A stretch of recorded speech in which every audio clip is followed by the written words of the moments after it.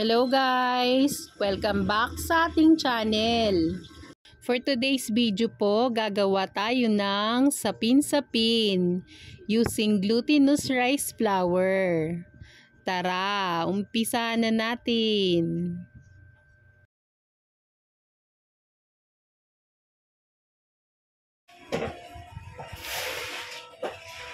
Ito po yung ating ginamit, glutinous rice flour, 1 kilo. Any brand po, pwede naman. Ayan, naglagay na rin tayo ng rock salt. Hindi lang natin na-videohan. 400 grams of wash sugar.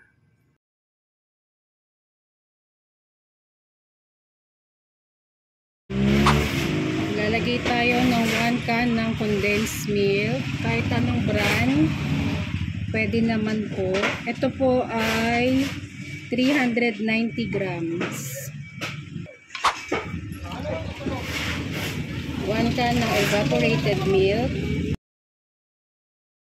So sa ating condensed milk, maglalagay tayo ng water para po masimot yung ating gatas.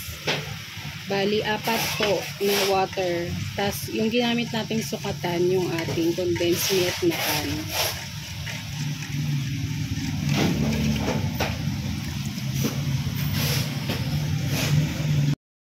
Pwede po bang maglambing? Paki-comment naman po kung saan ang inyong location para malaman ko po kung saan umaabot ang ating mga videos. Maraming salamat! Ako po si Glory at gumagawa po ako ng mga video na pang negosyo.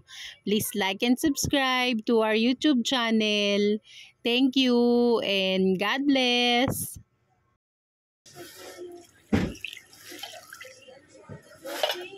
Tips lang po, pwede nyo rin itong salain para mawala yung buo-buo.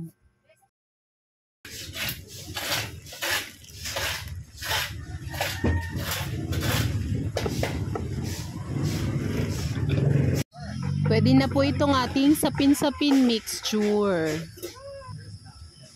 So ito yung pinainit natin na water.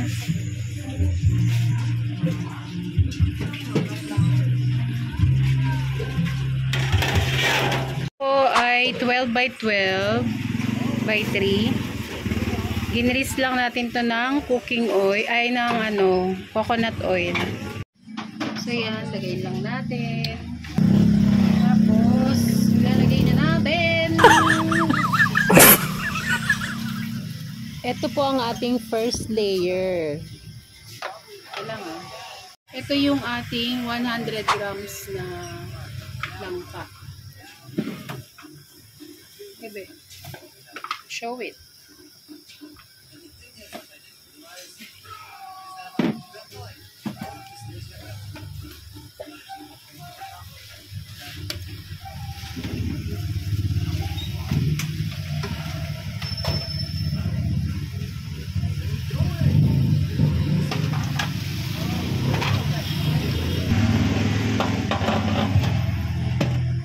Sasalang natin ito for 15 minutes. Kapag ganito po yung nyo, takip, hindi nyo na po kailangan lagyan ng cloth. Pero kunyari flat siya, kailangan lagyan nyo po ng cloth para hindi po mapunta sa sapin-sapin yung water. Balihin natin sa 3 yung ating sapin-sapin mixture. Yung isa po ay white, tapos ito naman po ay orange.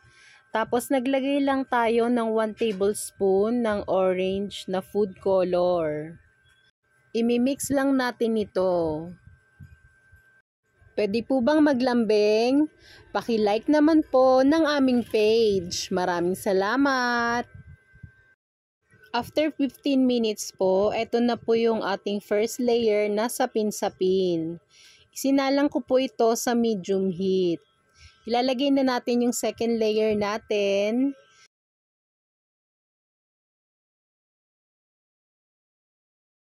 Isasalang natin ito for another 15 minutes. Ito po ang ating last layer. Naglagay lang tayo ng violet food color and then mix. Ito na po ang ating second layer. Luto na po ito. Ilalagay na po natin ang ating last layer. Kung gusto nyo po ng ganitong mga video, please like and subscribe to our YouTube channel. Thank you and God bless.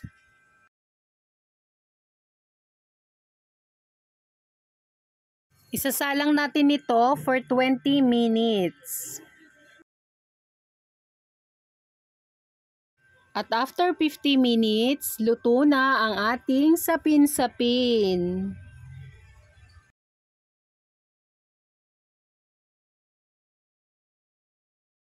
Maglalagay lang tayo ng coconut oil bago natin hiwain yung ating sapin-sapin. Ini-slice ko to ng 5x6. At para po may idea kayo kung magkano ang bentahan ko nito, 15 pesos po per slice. Ang toppings ko today ay minatamis na langka. Pwede din naman latik o kaya ang buko. Sana po ay may nakuha kayong idea sa video ito. Please like and subscribe to our YouTube channel. Thank you and God bless. Ito na po ang ating sapin-sapin.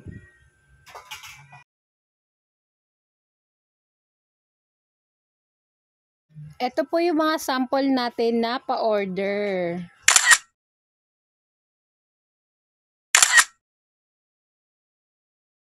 Thank you for watching. Please subscribe to my YouTube channel for more videos. God bless.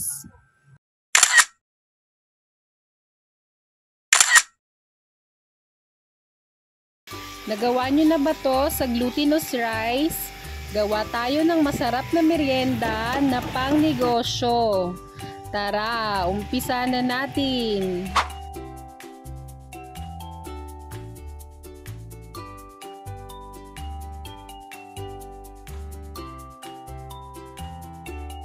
Ating kaldero po, maglalagay tayo ng 2.2 liters ng pangalawang gata. Tapos mag-add pa tayo ng 3 liters ng water.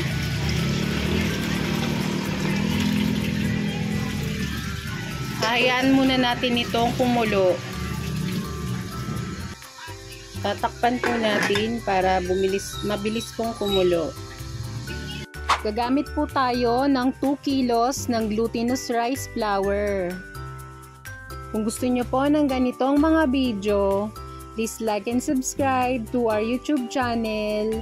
Thank you and God bless. Maglalagay po tayo ng tubig para maging dough ang ating glutinous rice flour.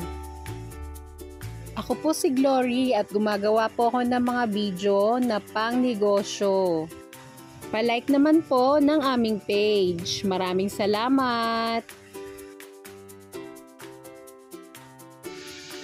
Kapag ganito na po, na pwede na natin i-mold,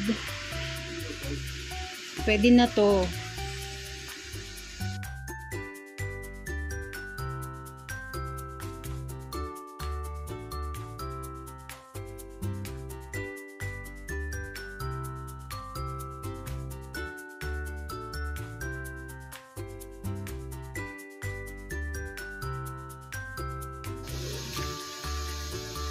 Ilalagay lang tayo ng glutinous rice flour. Spread natin. Tapos dito natin ilalagay yung mga nabilog natin na palitaw.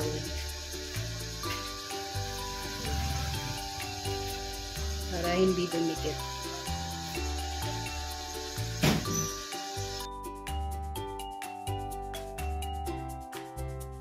Kapag kumukulo na po, maglalagay po tayo ng 500 grams ng wash sugar.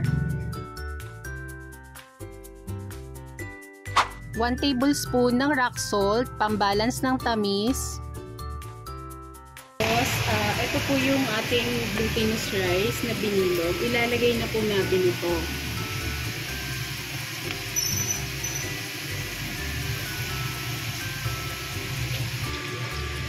Maglalagay po tayo ng 200 grams ng langka. Strips lang po yung cut nito. Pangpabango ng ating masikoy. Namin. Maglalagay po tayo ng 2 kinayod na buko.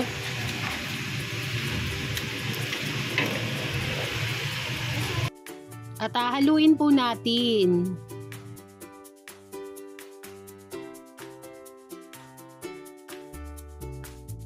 Ito po ay 100 grams ng sesame seed at atin itong isasangag. Kapag nag-brown na po, maaari na natin patayin ang apoy.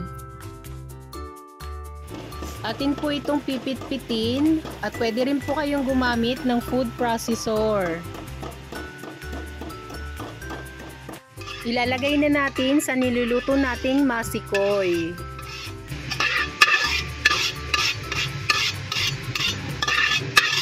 Hahaluin naman po natin ito.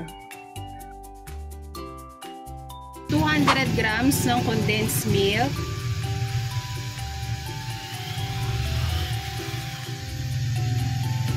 Ayan, haluin natin.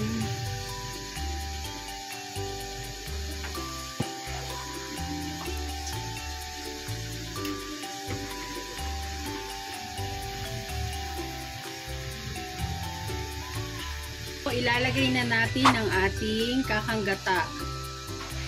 Ito pong kakanggataan natin ay 5 nyog.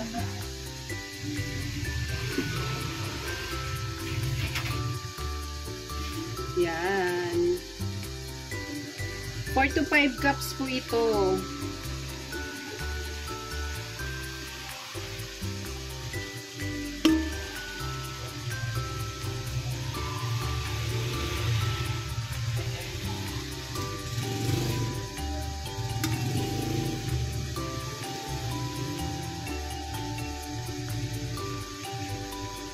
Kapag kumulo po ito, pwede na.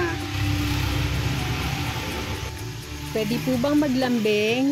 Paki-comment naman po kung saan ang inyong location para malaman ko po kung saan umaabot ang aking mga videos. Maraming salamat! Ayan po, pwede na natin itong i-off. At para po may idea kayo, ang bentahan ko po nito ay 25 pesos.